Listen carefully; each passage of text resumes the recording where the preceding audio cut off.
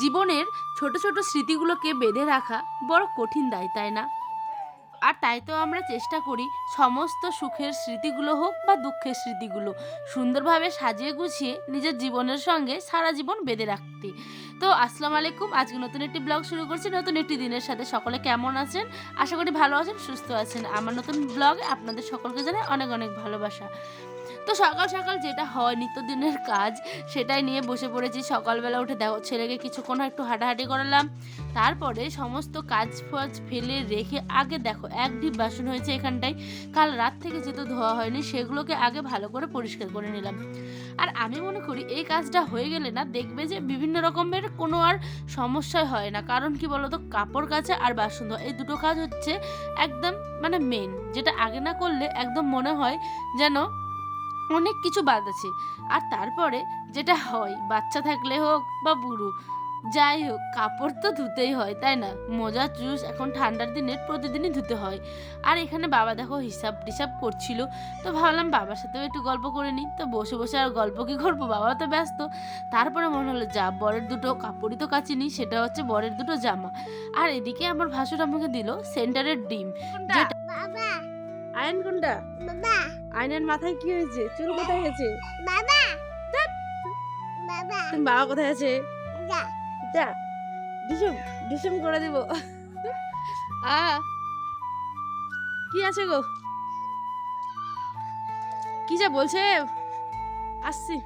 আর মা এখানে আমাকে ডাকছিল একটা জিনিস দেখার জন্য, সেটা হচ্ছে আমাদের এখানে বাড়ির গাছে আর কি আম গাছ, কি বলে ওটা, লেবু গাছে ঘুঘু হয়েছে, সেটা দেখানোর জন্য। মানে তো ওই তোমরা লেবু গাছে আমাদের ঘুঘু মানে পাখি বাসা করেছে, তো মা ওটা দেখার জন্য ডাকছিল। ওই যে দেখছেন, দাঁড়ান কাছে গিয়ে দেখাই, ওই দেখো। তারপরে একটা জিনিস লক্ষ্য করলাম, সেটা কি জানো, সেটা হচ্ছে আমাদের গাছে ধরেছে বিভিন্ন রকমের মানে বড় ছোট বলো কুল। তো আমার আর জীবের লোভ সইল না, সেটা হচ্ছে আমরা তো এরকমই মানে টক দেখলেই হামলে পড়ি, বিশেষ করে তো আমি। তো ভাবলাম চলো ছোট হোক বা বড় একটু চেখে দেখা যাক কেমন হয়েছে খেতে। তাই আমি একটা দুটো করে পেরে নিয়েছি, আর বেশি খেলে তো খাসি হয়ে যাবে, তাই একটাই নিলাম। নিয়ে দেখো আমি খাচ্ছি, এখানটায় হচ্ছে কুল। আর একটু লবণ মানে দিয়ে খেলে যা লাগে, তা ভাবলাম চলো ঘরে যাই, গিয়ে একটু লবণ দিয়ে কুল খাই। ওফো, কতদিন যে খাইনি, কি বলবো।